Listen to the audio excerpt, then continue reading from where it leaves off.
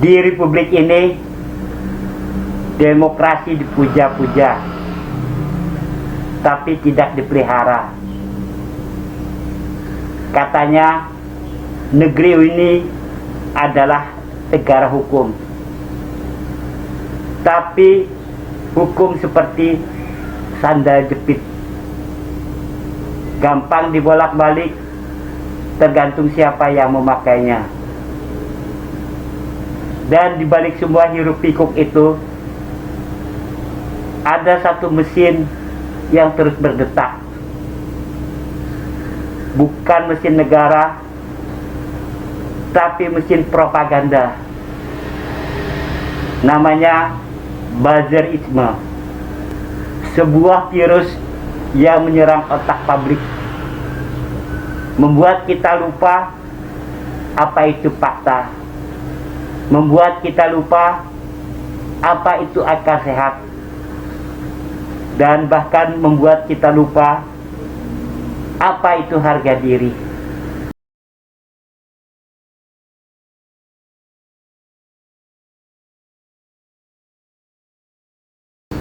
Assalamualaikum warahmatullahi wabarakatuh. Ketemu lagi dengan Pak D Channel. Kali ini kita akan membahas tentang buzzerisme, luka demokrasi yang tidak mau sembuh. Buzzerisme bukan sekadar orang yang berteriak di media sosial. Ia adalah sebuah sistem terorganisir, dibiayai, bahkan punya struktur komando. Mereka bukan cuma pendukung, tapi adalah pekerja. Tugasnya sederhana: melindungi kekuasaan, hancurkan lawan, dan kalau perlu ciptakan musuh baru untuk mengalihkan perhatian. Di awal era Jokowi, buzzer dianggap sebagai cybertrop yang sangat loyal. Tapi seiring waktu, mereka berevolusi menjadi lembaga informal yang punya akses dana, jaringan media, bahkan pengaruh pada kebijakan negara. Dan hebatnya, dana operasionalnya diduga bukan dari kantong pribadi politisi, tapi dari uang rakyat. Coba bayangkan, Anda bayar pajak, lalu uangnya dipakai untuk membayar orang yang menghina Anda karena berbeda pendapat. Cara kerjanya presisi. Ada tim kreator narasi, ada operator akun palsu, ada influencer besar yang jadi corong resmi. Targetnya bisa siapa saja: oposisi, akademisi, aktivis, bahkan rakyat biasa yang viral karena bicara jujur. Langkah pertama adalah framing. Ubah fakta jadi gosip, ubah kritik jadi fitnah. Langkah kedua, amplifikasi. Serbu media sosial, trendingkan kata kunci yang sudah disiapkan. Langkah ketiga, legitimasi.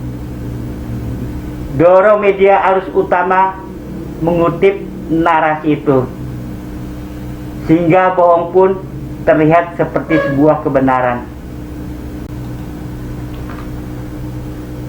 10 tahun terakhir, buzzerisme jadi industri politik yang subur. Oposisi yang kritis dibungkam dengan undang-undang ITE. Aktivis yang vokal serang reputasinya di media sosial sampai keluarganya ketakutan. akademisi yang mengungkap fakta, labeli sebagai provokator atau partisan. Efeknya, demokrasi berubah jadi pasar malam, penuh lampu warna-warni, tapi barang dagangannya semua palsu. Publik terpecah belah, akal sehat lumpuhkan. Dan yang paling berbahaya adalah masyarakat mulai percaya bahwa kebenaran itu adalah relatif, tergantung siapa yang membayar narasinya. Ketika Prabowo Subianto naik sebagai Presiden Republik Indonesia, sebagian orang berharap mesin ini dimatikan. Beberapa kebijakan awal seperti amnesti dan abolisi untuk tokoh yang dulu dimusuhi memberikan sebuah sinyal bahwa Prabowo ingin memisahkan politik dari dendam pribadi. Tapi masalahnya, mesin buzzer bukan sekadar alat, tapi jaringan kepentingan. Mereka dibesarkan, diberi makan, dan diajarkan bahwa loyalitas itu adalah dibayar, bukan diwariskan. Kalau Prabowo Subi ingin membangun era politik baru, tantangannya semakin jelas.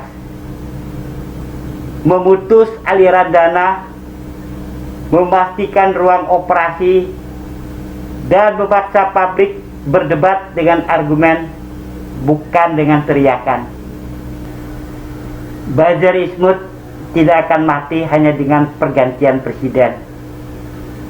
Ia hanya akan mati kalau kita membongkar fondasinya, seperti transparansi pendanaan politik digital, siapa bayar siapa dan untuk apa, literasi digital nasional, ajari publik membedakan data, opini, dan propaganda.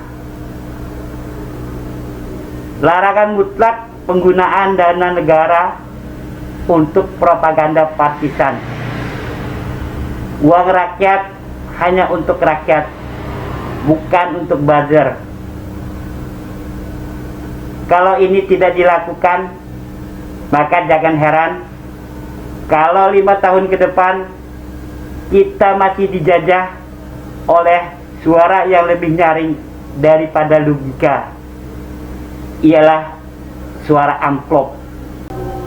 Terima kasih telah menyaksikan video ini. Jika Anda suka, silahkan like. Jika ada saran, pendapat, atau komentar, silahkan tulis di kolom komentar. Dan jika Anda ingin menyaksikan video-video selanjutnya dari channel ini, silahkan subscribe.